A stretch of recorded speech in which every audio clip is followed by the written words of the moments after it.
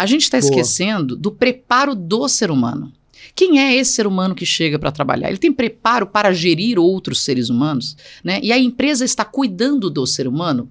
Dá muito trabalho, custa muito caro. Esse quarter precisa estar resolvido.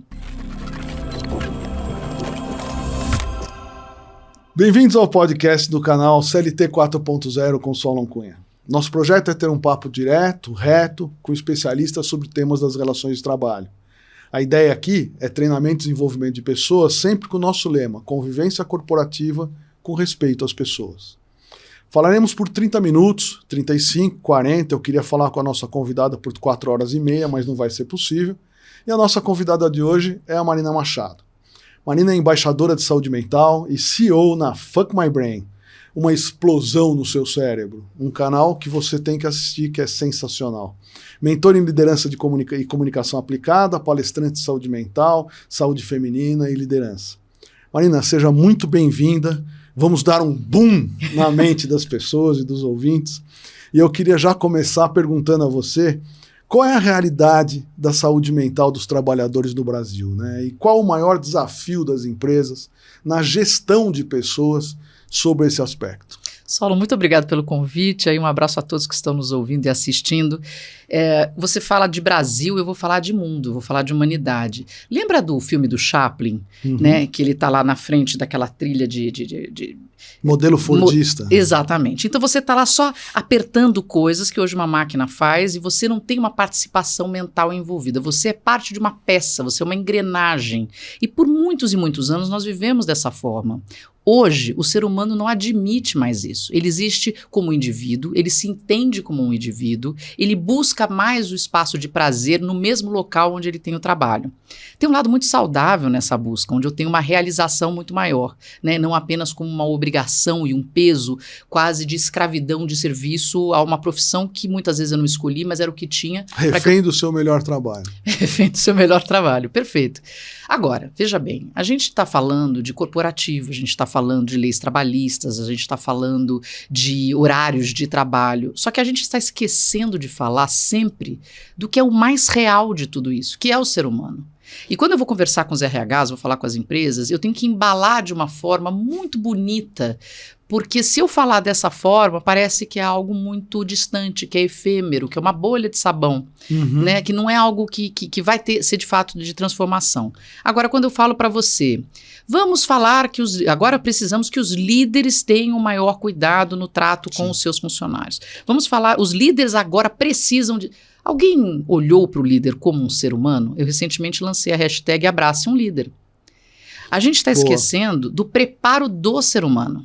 Quem é esse ser humano que chega para trabalhar? Ele tem preparo para gerir outros seres humanos, né? E a empresa está cuidando do ser humano? Dá muito trabalho, custa muito caro. Esse quarter precisa estar resolvido. Então, as técnicas de massa para resolver as questões de saúde mental dentro das empresas, elas dão muito pouco resultado. E a gente está vendo aí nos últimos anos um esforço generalizado para tentar fazer com que a saúde mental seja algo levado muito a sério, a NR1 entrando em funcionamento. Mas ela continua sendo um grande checklist. Então fizemos isso, criamos agora espaços de boa convivência. Os cursos são rasos. Vamos dar palestras, né? E muita gente ganhando bastante dinheiro com isso, inclusive. Quando eu vou voltar para a questão do ser humano, que dá muito mais trabalho. Mas quando a gente... entende que precisa ter uma camada de olhar mais profundo, que a gente precisa proporcionar espaços e conversas de reeducação das pessoas no ambiente de trabalho de uma forma muito mais empática do que imposta, onde eu entendo o valor disso, onde eu vou ter que desconstruir alguns conceitos meus do que eu espero, de como eu vou lidar com as pessoas. Aí a gente começa a ter um avanço. Então, eu demorei para responder a pergunta que você falou, como é que está? Falei, está sofrível. Então, mas aí você me traz uma provocação que é o líder, esse líder isolado, né, via de regra adaptado à figura do líder. O Brasil tem muito disso, né? O melhor cara em tal vira não sei o quê, melhor, né? Então, a gente brinca que não há um preparo, não há um treinamento, não há uma criação de cultura. Mas é esse cara que vai decidir se o seu treinamento vai ser bem feito ou mal feito. Exato. E aí eu crio um ciclo vicioso. em que eu tenho líderes que estão na gestão, têm um olhar relativo para esta questão e não estão preparados para serem abraçados. Como é que eu sensibilizo esses líderes? Primeiro, a escolha dos líderes também, né, Solon? Porque eu sou ótima na minha área. Só que chega um momento onde não há mais cargo onde eu possa ter um aumento salarial, mas eu sou muito boa na minha área. O próximo aumento salarial vem com um cargo diferente e provavelmente uma liderança. Agora, não necessariamente eu sou uma boa líder, porque ali, para ser um líder, você demanda conhecimentos outros, além daquele que você pratica na sua área. Tem pessoas que têm essa capacidade e vão avançando, e vão se instruindo, e vão procurando cursos, e naturalmente já têm essa capacidade de liderança, que é muito diferente de ser chefe, né? Que é um cargo que manda e se obedece. Quando o líder tem uma gestão de pessoas, onde você segue por razões outras além do que o próprio cargo. Quando você tem um líder, você tem uma pessoa que... Quando o barco está sofrendo muita pancada e tem até chance de virar, você vai fazer o que ele está falando porque você acredita no que ele está dizendo. Nos tempos difíceis, o líder continua com uma equipe coesa. Confiança ou esperança? Confiantes com esperança, mas vamos lá. Agora, o chefe não. O chefe tem debandada, tem gente fazendo motim, porque são pessoas que não acreditam de fato e não levam com garra aquela equipe. Portanto, não necessariamente todo mundo muito capacitado é uma pessoa apta a ser um líder. Já viram um problema nas empresas? Como é que eu faço para esse profissional se sentir valorizado, ter um acréscimo salarial, que é a busca de todos nós, né? Profissionalmente estamos ali para ter um crescimento e não só pagar boletos, mas usufruir da vida com conforto. Mas eu não tenho essa capacidade de liderança. Então, essa busca das pessoas para gerir outros seres humanos no ambiente de trabalho, ela tinha que ter muito mais cuidado. Vamos a um outro problema da maioria das empresas. A pressa nessa contratação.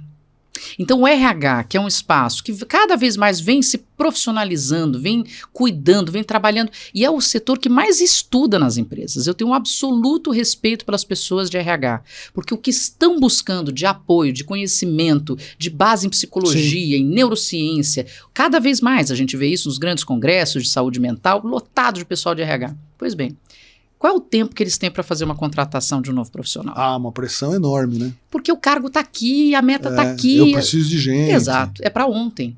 Então eu não consigo fazer uma contratação. Põe para dentro, depois a gente arruma. Aí, essas frases da vida. É que eu não estou com a minha notinha 10 aqui, Solon, porque no meu podcast eu daria uma nota 10 para você. Mas Então, assim, já começa quem está ocupando esse cargo. Então, assim, lidar com pessoas demanda empatia, demanda uma capacidade de leitura do ambiente. Eu trabalho muito com comunicação voltada para executivos e empresas, mas a base, e eu falo que a desculpa é a comunicação. Porque o que eu estou trabalhando com eles é, de fato, essa relação humana focada em saúde mental, de todos os lados. Eu preciso entender como é que eu chego. Eu estou preparado? Eu estou entendendo a energia dessa equipe? Estou ouvindo. Vamos supor que... Estou escutando. Uma pessoa teve que ser demitida. Ou vamos supor que alguém quis sair. Toda a estrutura que estava funcionando, já alinhada, vibrando na mesma sintonia, tem uma ruptura com a saída de alguém, certo? Quanto que a gente fala sobre isso? Quanto que a gente assegura que não vai ser uma leva de pessoas sendo demitidas, por exemplo, né? E a gente deixa aquilo cair como uma pedra e que a equipe lide com essa informação. Mas eu quero que todos lidem com essa informação, porque são profissionais e eles têm que ter esse preparo. Essa ideia de que a gente tem que ser, e ponto, porque estamos dentro do corporativo, dentro de uma empresa, eu acho isso de uma bobagem. Você está me dizendo que o profissional frio e calculista, que durante muitas décadas foi... É uma absoluta invenção. Então que o emocional está na mesa. O emocional sempre está na mesa. Está na mesa. Mas está na mesa do conselho? O conselho é feito de seres humanos. Eu com sei, emocional mas está na mesa destruído. Do conselho? Não está na mesa do conselho. Então. Apesar, Solon, de que eu tenho visto empresas buscando conselheiros no meio desse turbilhão de conselheiros que não tem essa estrutura, mas tem pessoas entrando para trazer novos olhares. Principalmente em comitê de pessoas. Principalmente em comitê de pessoas. Tal Ben-Shahar é um professor de Harvard que tem uma das aulas com maior lista de espera. E ele dá aula sobre felicidade. Tem um livro dele, foi o primeiro livro dele que eu li, chamado, e agora eu preciso lembrar se exatamente isso, é Seja Feliz, acho que é Seja Feliz, de Tal Ben-Shahar. Vale dar uma olhada em tudo que ele fala, porque ele é o maior estudioso nessa área de felicidade há décadas. E ele começa o livro dele contando, no estudo que ele fez, acompanhando jovens que entravam na Bolsa de Valores nos Estados Unidos e predatórios, né? Conseguiam tudo, aquela coisa que cumpria com a ideia do sucesso. Não só americano, mas no geral nosso. Então você vai chegar com um salário tal, em tal idade, vai casar, vai ter os filhos, sei lá, mas 30 e poucos, 40 anos, já estava separado, já estava com problema cardíaco, já estava tomando antidepressivo, e aí um monte de situações de saúde que mostram que esse sucesso incrível não necessariamente anda lado a lado com uma estrutura emocional saudável e com a felicidade. Então ele já começa com essa provocação. Você fala do conselho, o conselho, a presidência, os diretores. Solon, por mais que a gente não goste de algumas pessoas que trabalham com a gente, todas são seres humanos, que têm histórias. Que e não dá para gostar de todo mundo. E não dá. Agora, quando você muda esse olhar, quando você começa a inverter um pouco, tô aqui conversando com você, você tá soltando os cachorros, alguém fechou o seu carro, e eu simplesmente só relato, penso, é um ser humano, deve estar tendo um dia desgraçado. Algo está acontecendo na vida desse ser humano para ser tão grosso desse jeito. Isso não significa que eu estou aqui como um tapete. Mas é um pouco de autoconhecimento também, né? Mas só pode... Você respira... Tem que ter. Né? Tem que ter. É um reequilíbrio emocional que se busca. E isso também é treinamento. Por isso que não é rápido. Eu tenho dito recentemente que saúde mental não existe... Perdão, não existe fast saúde mental. Sim. Então, eu estou construindo essa ideia... Nem IA que resolva a saúde mental. Jamais. Mas eu venho construindo essa ideia para falar, a gente não tem como trabalhar saúde mental em massa numa empresa se a gente não começa, a primeira coisa é reconhecer a humanidade do outro. Tem uma história, que inclusive no podcast a gente conversou, Eu estou aqui pensando no judiciário quando você falou isso. Mas muito difícil, é muito difícil ter esse olhar. Mas tem seres humanos muito problemáticos. Estou pensando no que eu vivo dia a dia fazendo audiências. O ser humano é capaz de coisas incríveis, né? Não, porque ali é um ambiente contencioso, né? Sim. Eu não estou falando de juízes, não, estou falando de todo aquele ambiente. Né? Você falou, me veio à cabeça, assim, essa situação de pensar, né, naquela dinâmica do judiciário que o Brasil criou, que é um país absolutamente litigioso, Sim. né? E as pessoas estão treinadas ao litígio. Sim. E isso reflete na cultura do país. A gente tem um judiciário entupido de processos, mecanismos de mediação muito pouco explorados, e a gente, mas enfim, deu uma viajada aqui. É o ser humano. Foi um boom da minha mente. Foi um boom na sua mente. Peraí, aonde que eu fui? Deixa eu ver onde eu estava, porque agora eu fui no judiciário e fiquei lá em Brasília, especialmente. Não, em Brasília não, é outro mundo. Me fala uma coisa, e a inteligência artificial, home office, essa nova dinâmica de trabalho híbrido, ostracismo social, né? Isso tudo mudou muito a qualidade da saúde mental das pessoas, né? Eu tenho amigos que falam, não, eu prefiro... Outro dia uma amiga minha, uma grande amiga, me ligou, falou, olha, você precisa falar com meu marido, tal, porque ele não quer mais sair de casa. Saúde. Ele não quer mais sair de casa, ele quer ficar trabalhando em casa o dia inteiro, ele não vai mais ao escritório, ele é dono de um escritório, ele não vai mais ao escritório, etc. Eu queria que você falasse com ele, né? E de outro lado, você tem um outro amigo meu que não faz home office nem a tiro e que ele fala que home office é um lixo.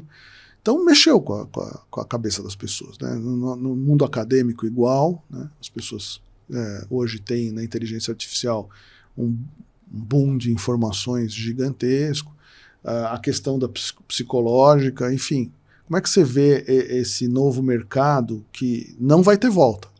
Não vai ter volta. É uma mão que não tem retorno. Como é que você tem entrevistas que o cara fala, não tem home office, então não vem. Não quero nem saber. Tem entrevista que você fala, vou promover você, o cara não quer ser promovido. Então, como é que é essa nova dinâmica? Como é que você vê isso nos próximos 5 anos, que é um exagero? Porque eu vi outro dia que o mundo vai mudar de 2 em 2 anos. Né? Teve até a frase da sua entrevistada lá, que falou que nós não estamos numa nova geração, né? Nós estamos num novo momento. Ela falou, não é uma mudança... É uma era de mudança, não é mudança de... É uma mudança de era, é uma mudança de era e não uma era de mudança. Vanessa Sandrini. Não, foi a Tânia. A Tânia Zacarias. Mudança de era. Nós estamos numa mudança de era. Estamos numa mudança de era. E como é que você vê isso nos próximos 2 anos, assim, eu gosto de uma frase do Buda que fala sobre o instrumento de cordas. Ele fala, para o instrumento de cordas, a música ficar bonita, ele tem que estar afinado adequadamente. Se você aperta demais a corda, ela estoura. Então ela não vai fazer música. Se ela está muito solta, a corda fica balançando, também não vai fazer uma música de qualidade. Então, para o som musical, eu preciso ter o acerto. A mudança de era, ela tem essa dificuldade, onde a gente testa até onde funciona. Então, num certo momento, o ser humano descobriu, em diversas profissões, tantas outras ainda não tiveram essa possibilidade de trabalhar em home office, né? Home office é para alguns tipos de trabalho, mas entendeu-se que podia-se trabalhar de casa, não pegar trânsito, não ter que se deslocar, ter tempo com a família, poder participar mais em casa, ter mais conforto. Mas aí a gente começa a ter o outro lado, que são pessoas que vão ficando sem convívio social, que para o ser humano, que é um animal de convívio social, isso é muito ruim. Isso. Né? Então, assim, aquela conversa no cafezinho próximo ali que dá uma desanuviada, a facilidade de comunicação, falo, fulano, então, te encontrei, eu levanto aqui e falo, vamos conversar daqui a pouquinho. Não, agora eu tenho que mandar um e-mail, porque eu estou na minha casa. Então, isso distancia a gente. Para algumas pessoas isso funciona bem, outras não. Então, a maior dificuldade agora é como atender a essas demandas. Sim. As empresas que obrigam 100% do presencial estão esticando a corda para estourar. Sim. Aquelas que demandam absolutamente o home office, elas estão soltando a corda demais também. Sim. Porque essa falta de convívio, como é que você mantém uma equipe unida e coesa se a energia está cada um na sua casa fazendo o seu horário? E aí vem uma questão do ser humano que eu entendo ser o maior problema da humanidade e de sempre, Solon. Quando me perguntam sobre isso, eu repito, a falta de confiança. Se eu pudesse confiar em você, e aí eu faço a pergunta para todo mundo que está ouvindo e assistindo, posso confiar em você? Pausa para uma reflexão. Porque se você tem aquele pontinho que se o dinheiro cair no chão, você pega, se você tiver uma oportunidade, você vai contar o segredo de alguém, veja, quem é você? Olhe primeiro para você. Sem dúvida. Seus hábitos, inclusive. Para os seus hábitos. Comece a ser uma pessoa mais ética, mais íntegra, com mais moral real, a gente vai ter um mundo melhor. Mas a gente, para começo de conversa, quer só que o mundo melhore ao nosso redor. Sim, mas eu tenho a teoria de que isso ajuda o entorno, né? Quando você é assim, você provavelmente vai se relacionar com pessoas que também são assim. E a gente isso inspira cria um vetor pessoas. resultante importante. Né? E nós inspiramos Eu vou pessoas. te dar uma lição de casa. Você depois assiste no canal aqui a entrevista do Gederson Beck. Tá. O Ged, ele falou exatamente isso. Olha isso. A gente até fez uma vinheta para chamar a atenção do programa, eu vou te mandar. Do Buda, especificamente? Não, da confiança. Da confiança. Tá, só para saber qual Não, da parte. confiança. A confiança. Ele fala que isso vai ser a discussão dos próximos anos. Eu não posso confiar confiança. nem no que eu estou vendo na internet, porque aí entra a questão da inteligência artificial. Talvez, Solon, e essa é uma discussão em âmbitos filosóficos, eu inclusive estudo filosofia já há 2 anos, a falta de confiança naquilo que nos chega por conta do que a inteligência artificial hoje é capaz, talvez nos retorne para o convívio humano. A falta o excesso de tecnologia no nosso dia a dia, preenchendo tantas camadas, somos animais sociais, precisamos desse contato. A gente está esticando a corda para um lado, afrouxando para o outro. A gente vai precisar e vai buscar experiências. Então, quando eu penso em negócios de futuro, eu tenho filho adolescente, tenho um filho pequenininho de 6 anos. Os filhos são sempre crianças. Serão bebês. Os meus têm 30 e são sempre crianças. Ótimo. Eu estou nessa trilha. Não vai passar, sinto muito. O que será do futuro deles? Então, vai trabalhar com engenharia de software. Eu quero que sejam astronautas, se possível, e tudo mais. Mas eu já olho e falo, gente, eu acho que vai se dar muito bem quem montar uma pousada na Serra da Canastra, onde vai receber pessoas e a tecnologia nunca vai atender aquilo ali. Mesmo que você coloque óculos de realidade virtual e como no filme Jogador Número 1, que o livro é muito melhor, por acaso, mas enfim, você tá com esse óculos virtual e você tem essa vida o tempo todo lá fora, o ser humano vai precisar do real. Sempre precisou do real. Aí você põe um gerador e uma máquina de espalhar papel fazendo barulho, de folhas. Ventos e aguinhas e etc e tal. Mesmo assim ainda vai precisar de uma experiência real. Eu acho que o negociador não vai acabar, né? Eu acho que uma dica aqui para os seus filhos, a característica de negociação, né, de mediação, ela é uma característica importante para o futuro. Sim, Concordo. Eu acho que vai ser o molde do novo profissional, né? O equilíbrio emocional, óbvio, né? Mas, enfim. Agora, deixa eu fazer um papel que não é o meu, eu não sou assim, mas aqui no meu papel de entrevistador eu tenho que ser um pouco ácido. Por favor.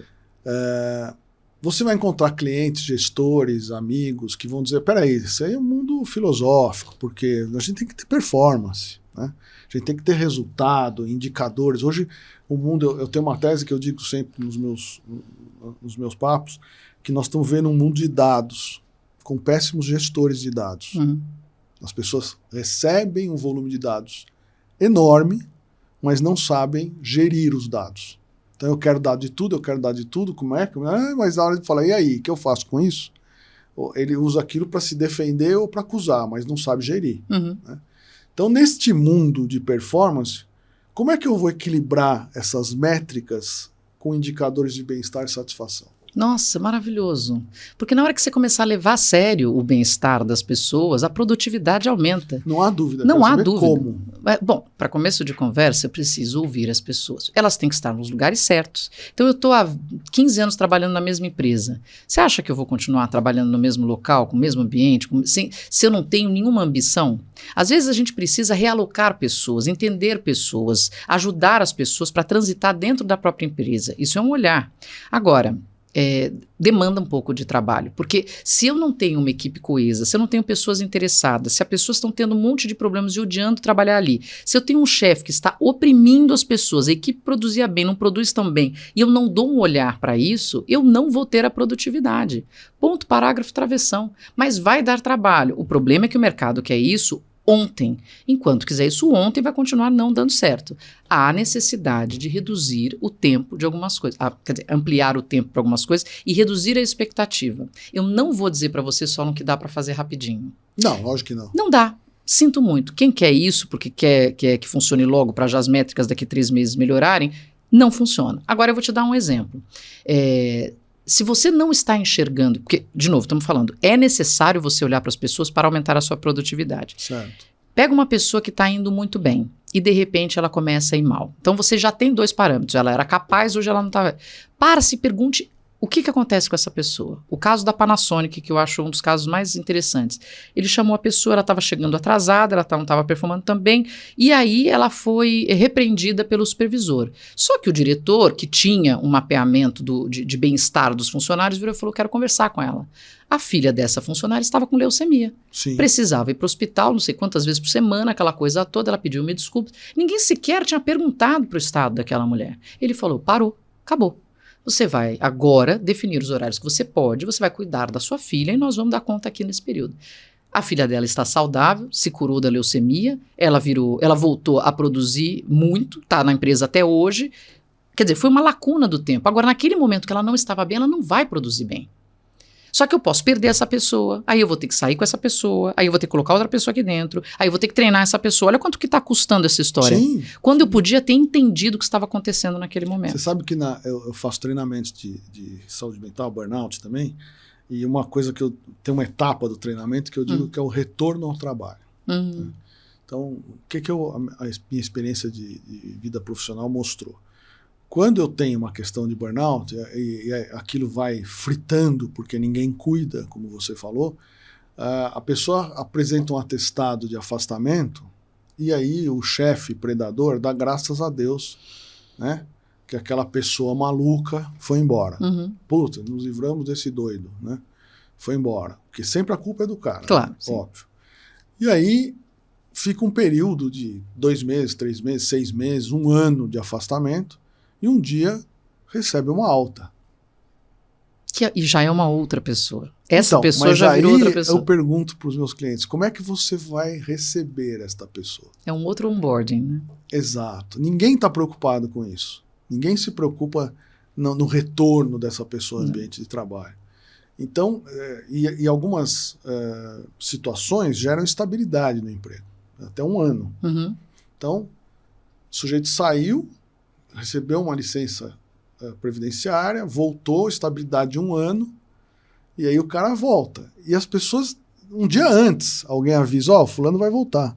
Para o mesmo lugar, talvez para o mesmo chefe, Para o mesmo cenário. para o mesmo cenário, né? E as pessoas não têm a menor preocupação com isso. Ah, põe ela aí, a gente se vira. Aí gera um ostracismo, que vira um looping. Sem dúvida. Eu queria ter uma fórmula mágica, Solon, para te falar qual é o melhor caminho para situações como essa. Mas a gente está falando do burnout de uma forma até bastante recente, porque mapeamos que o trabalho tem gerado uma exaustão excessiva nas pessoas que está levando a um diagnóstico de burnout. Perfeito. Agora, o retorno de uma mãe depois de uma licença maternidade, com taxas altíssimas de demissão pós-retorno.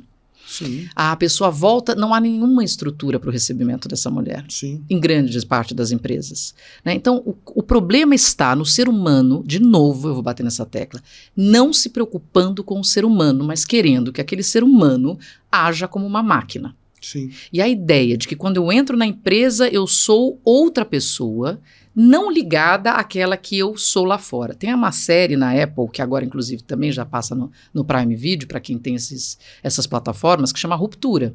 Ela é um sucesso mundial, é uma loucura. Inclusive conversei com o Pondé sobre essa série. Porque eles captaram essa dor do trabalho de um jeito onde a série, você coloca um chip na sua cabeça. Quando você entra no elevador do seu trabalho, esse chip divide o seu cérebro. Então você, dentro da empresa, tem memória só de dentro da empresa. Você não lembra quem você é do lado de fora. Quando você sai da empresa, o chip, e você volta com a memória da pessoa do lado de fora. Que loucura. Acabam virando duas pessoas. Existe a pessoa do lado de fora e existe a pessoa do lado de dentro, ponto. E a de dentro, coitada, tá presa do lado de dentro, ela só trabalha, né? Mas é isso que a gente demanda das pessoas. E é tão ridículo e tão absurdo que quando a gente fala, e eu tô dizendo isso, né, quem tá ouvindo, assistindo, fala, é verdade, é verdade. Tá bom, de novo, você age como? Quando alguém está na sua frente, quando você está precisando orientar um funcionário, quando você está recebendo uma orientação do seu chefe, vocês estão se enxergando como máquinas produtivas. E isso não funciona. Não mais. Essa sensibilidade nossa, esse entendimento do bem-estar individual, que também gera outros problemas, né, Solon? Porque hoje no mercado de trabalho está difícil contratar pessoas engajadas, interessadas. A gente não tem... Você tem que criar um engajamento. Você tem que criar um engajamento. Exatamente. E isso demanda líderes, pessoas preparadas, com entendimento no quê? No que essas pessoas, o que move essas pessoas, o que funciona para essas pessoas, o que atende essas pessoas. Então a mágica do eu queria que isso funcionasse, que eu tivesse uma técnica, é muito difícil de você aplicar de forma generalizada. Agora tem um ponto, que quando trabalhado profundamente, de forma sempre top-down, porque senão as coisas não funcionam, que faz toda a diferença sempre, que é a segurança psicológica. Sim. Então, no momento que eu tenho um ambiente que promove e realiza e garante a segurança psicológica, eu começo a ter uma outra conversa. Porque se eu tenho algo a dizer, eu posso dizer. O chefe, outro dia eu ouvi o Marcelo Nóbrega falando uma frase interessante. Quando eu falo para o chefe ou para um colega, né, eu espero que o meu chefe vá resolver isso, o Marcelo falou, ferrou. O cara não... Esperança é a última coisa que você tem que ter. Confiança. Eu confio que o meu chefe vai resolver, ou ele vai resolver isso. Fiquem tranquilos. Esta é uma relação de confiança. Mas dentro da questão do propósito, você me falou, eu lembrei de uma situação que eu passei várias vezes. Eu liderei grandes equipes de advogados em escritórios grandes. Hoje não, já estou mais com o freio de mão puxado, mas eu já liderei equipes de 50, 60, 80 pessoas em escritórios de advocacia de grande porte, que não é uma coisa muito fácil. E eu me lembro que eu tinha uma mania, quando entrava um caso emblemático, estratégico, grande, né? Eu ia à reunião técnica e falava, olha pessoal, eu vou pedir a vocês, vou fazer um passo atrás. Se eu falasse na reunião técnica, alguém pode me ajudar? Muita gente ia olhar para baixo, virar, sair. Aí eu desenvolvi uma outra técnica. Eu falava assim, agora eu posso contar, porque eu já saí. Eu desenvolvi uma outra. Eu falava, olha, pessoal, eu vou atender um caso estratégico do cliente e tal, e eu vou pedir a vocês que me interrompam menos, porque eu vou fazer isso, eu tenho que fazer, eu vou fazer sozinho, eu vou conduzir esse caso, é um caso interessante e tal. Então, se vocês puderem evitar de me interromper, bater na minha porta essa semana tal, e eu vou ter que trabalhar aí no fim de semana, então me dá um tempo para eu poder me dedicar exclusivamente a isso, tá bom? Tá bom, obrigado, sai da reunião. 5 minutos, 10 no máximo, alguém entrava na minha sala, e aí? Que é esse caso aí? Tá bem. Olha, atiçando a curiosidade. O que é isso aí? Não, deixa, eu vou fazer. Não, me fala aí. Mas que adianta você saber? Aí a pessoa, não, mas eu posso te ajudar. Imagina, você tá cheio de coisa, esquece, moleque, vai embora. Não, eu dou um jeito. Olha. Né? E aí eu percebia que as pessoas queriam participar daquilo. Então tem a questão também do cliente, tem clientes que são super humanos com os advogados, com as pessoas, com a equipe, e trabalhar para aquele cliente é um prazer, o cara quer trabalhar. Eu durante muitos anos advoguei para o Instituto Ayrton Senna. Olha que legal. Tudo que a Viviane pedia, todo mundo queria fazer muito. Os caras e era pro bono. Então muita gente, não, eu quero fazer, eu vou fazer. Então é interessante quando você cria esse vetor resultante, o teu cabo de guerra, né? Quando a gente cria o cabo de guerra e vai levando. Tu assiste Deixa muito. eu te provocar um pouco. Liderança feminina é mais difícil ainda? Muito mais difícil. Mas muito mais difícil. Muito mais difícil. Caramba, era só quanto tempo? Eu vou falar mais 2 horas. É sensível, porque a gente tem... Nós, mulheres, ainda estamos descobrindo, e tudo é uma época de muita transição em tantas camadas, né, Solon, da sociedade como um todo.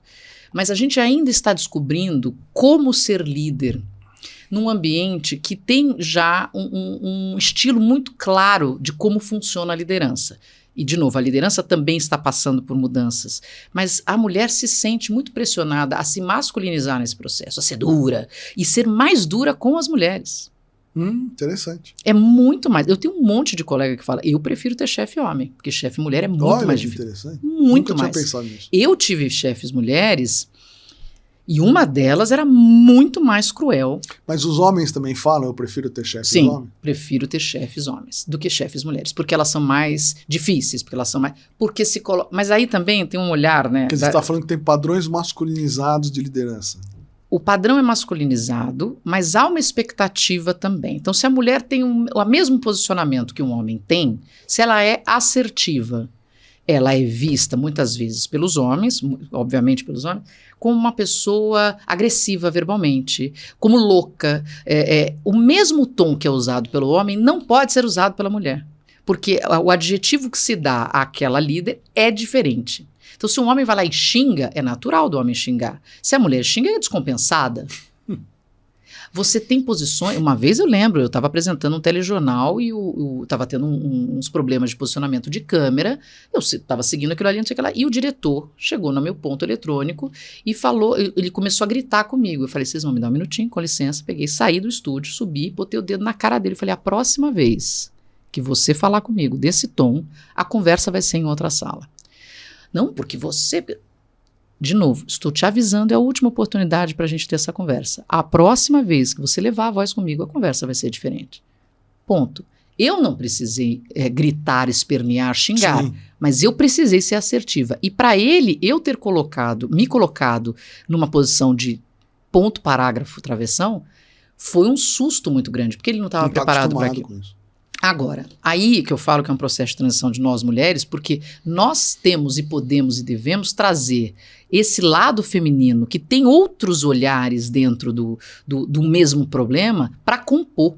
Então, as líderes mulheres junto a líderes homens, eu acho que é o grande trabalho. Porque a gente vai trazer pontos que são inerentes ao olhar feminino, que são riquíssimos nesse processo. Né? Então, é um momento de novo de transição, mas é muito mais desafiador, porque não basta ser boa. Você tem que ser boa e provar 2 vezes ser boa e ainda passar por esses estigmas. Uma mulher de idade, uma mulher chega a cargos de liderança? Eu entendo que setores podem variar, mas para mais de 35, beirando os 40, que é uma fase de muitas dúvidas. É isso aí. Né? Transição de carreira, onde o entendimento de que vim até aqui, mas talvez não queira continuar desse lado, e também com um olhar já difícil do mercado, né? Mas isso é para todo mundo. Para todo mundo. Mas tem um quesinho mais sensível. Eu não vou aguentar, a provocação aqui. Esse não sou eu, tá? Não, tudo bem. Por favor, não quero ser julgado, mas assim, é que eu tenho uma amiga, a Renata, que tem um canal de podcast que ela fala sobre menopausa. Tá. E aí outro dia conversando, ela falou assim, as empresas não estão preparadas Para mulheres na menopausa. Para mulheres na menopausa. E os colegas não sabem o que é isto.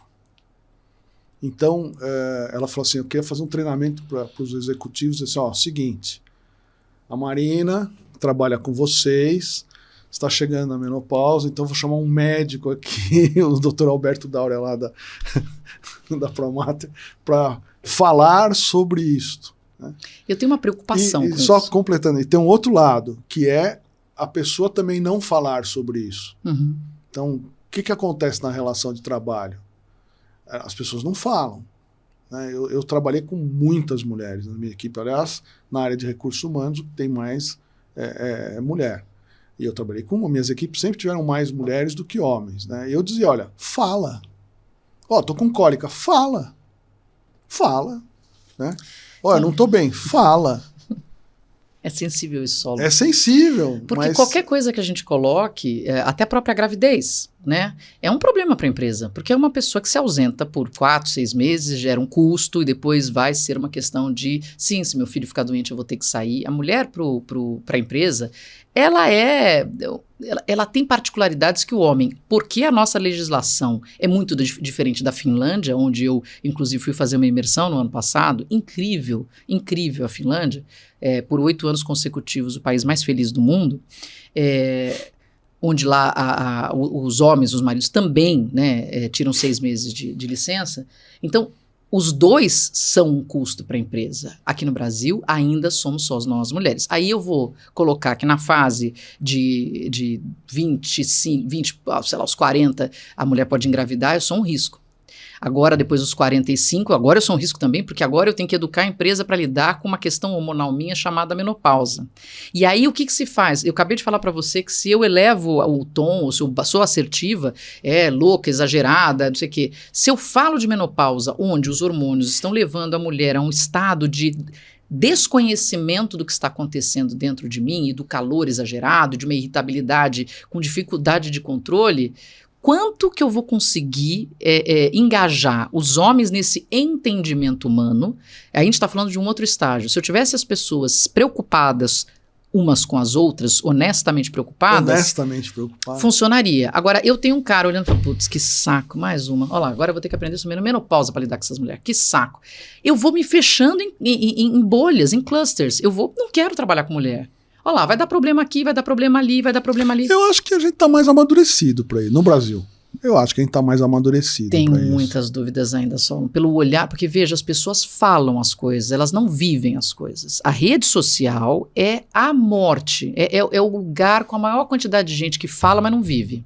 Sim. Que prega, mas não faz. Então é muito bonito eu chegar e dizer que funciona. Quando a câmera desliga, o microfone desliga, eu me torno um dinossauro ali atrás. Então, nas escolhas do dia a dia fica difícil. Claro que as empresas hoje têm metas, mas nem as mulheres gostam dessa ideia de precisa ter mulheres. É uma questão de competência. Sim. Agora, se isso de meritocracia. Se isso não está acontecendo de uma forma natural, há de se ter uma questão, ok, vamos ter que ter uma quantidade específica. Mas enquanto eu vejo o outro como um problema e não como uma pessoa que, sim, precisamos entender todas as facetas, aí fica, realmente as relações vão ficar difíceis. Então, eu não sei te dizer, gostaria de ter uma reflexão mais trabalhada, se seria mais produtivo falar de menopausa para os homens no ambiente de trabalho, porque o conhecimento gera responsabilidade, isso é ótimo, ou se isso vai gerar mais competitividade, mais impaciência no processo. O que de fato tem que acontecer é nós, mulheres, temos mais conhecimento sobre o que nos acarreta e cuidarmos de nós mesmas, porque hoje você ter um preparo físico para chegar na menopausa com mais saúde, com mais cuidado, com mais conhecimento, também ameniza muito dos sintomas. Lutando boxe, por exemplo. Lutando boxe, eu falo assim, eu estou na TPM, entendo que estou na TPM, estou mau humor com o sol, ninguém é culpado. Eu vou explicar para as pessoas, porque que eu luto boxe. Ela luta boxe. Então e ele sabe da minha vida toda, porque eu conto. Eu luto boxe porque falar de saúde mental é um propósito meu, desde que eu saí da TV Bandeirantes, mas há de se extravasar de vez em quando, né? Então o boxe, além de ser um exercício incrível para o físico, né, para a saúde como um todo, é uma coisa mentalmente de descarrego maravilhoso. Então, e tá cheio de mulher fazendo Muay Thai, sabia? Sim, Muito mais que o sim, boxe, muito sim. mais que o boxe. Mas o Muay Thai é Eu tenho a super esposa de demandante. um amigo meu que faz Muay Thai. Muita mulher fazendo Muay Thai, é interessante ver isso. Me fala uma dica de ouro. Se você falasse assim, olha, eu tenho 5 dicas que eu vi na Finlândia, que eu vi acontecer e que deram certo nas empresas para reequilibrar essa questão da saúde mental. Procedimentos práticos, objetivos que não são tão difíceis de fazer. O que você sugeriria para o nosso público? Promoção de educação, de letramento no que se trata de saúde mental. Porque se eu não sei do que se trata, eu não sei o que fazer com isso. A promoção de cases importantes, porque a gente se espelha naquilo que funcionou. Então, essas promoções dentro das empresas geram resultados no conhecimento do que já foi feito, do que funciona, porque a gente pode pular etapas. Segurança psicológica como base de transformação de cultura nas empresas. Então, a gente tem que promover e tem que viver por segurança psicológica, tem que ter espaços esclarecidos, você tem que ter um RH preparado para isso. E aí, obviamente, voltamos à questão da reeducação desses líderes e do ambiente de trabalho como um todo, né? Então, a promoção constante. O que é fato, não adianta você fazer checklist onde você tem que ter uma constância na promoção das coisas. Então, trazer um palestrante ou fazer uma campanha não vai resolver as questões de saúde mental. É patético. Né? É patético. Agora, o que vem aliado a isso e tem ajudado muito as empresas nessa manutenção da saúde mental dos profissionais, e eu entendo que hoje no mercado brasileiro a gente já tem diversas empresas muito interessantes que trabalham com isso, que é o apoio psicológico oferecido pelas empresas também. Sem dúvida. Então, a Vitude é uma empresa grande que trabalha com isso, e você ter isso como parte do que é oferecido dentro do escopo de saúde ajuda bastante. O duro da Finlândia é que o comparativo é muito cruel. Lógico. Né? É uma cultura de pouca fala. As pessoas não sorriem, elas não são alegres, elas são felizes. E a base da felicidade da Finlândia está em confiança. A confiança de que, sim, os seus políticos não são corruptos. Você precisa conversar com o Gênesis. Ele foi para a Finlândia, deve conhecer. Não, ele não foi, mas ele fala da confiança. Confiança é um mote que ele está agora. Se você diz para mim que não vai ter mais layoff, que as demissões pararam, mas no dia seguinte acontecem mais 2 demissões, ou na semana seguinte. Se você fala que aqui eu tenho segurança psicológica, mas na primeira oportunidade que alguém vai e conversa com a RH, depois a pessoa logo depois é repreendida ou é escanteada na equipe. Eu não tenho confiança nessa. E outra, e é duro construir a confiança. Você basta um errinho, você perde tudo que você construiu. A confiança é algo que tem que ser construído, consolidado, cimentado e mantido. Então, se eu posso promover alguma coisa, é a confiança dentro da minha empresa. Se é dito que vai acontecer, tem que ser feito. Muito bem. E aí eu entendo que andaremos em estruturas mais sólidas e a gente anda melhor em estruturas mais sólidas. Tá bom. Muito obrigado pela sua presença, por estar aqui conosco. Obrigada. Eu queria ficar mais 2 horas conversando com você. Eu também, eu já ia falar mas eu não do posso. espaço sideral com você. Quem sabe a gente faz outro. Tá bom. Faz uma versão 2. Eu já sei o caminho, tá tudo certo. Tá bom? Obrigada, Muito obrigado. Saulo. Obrigado.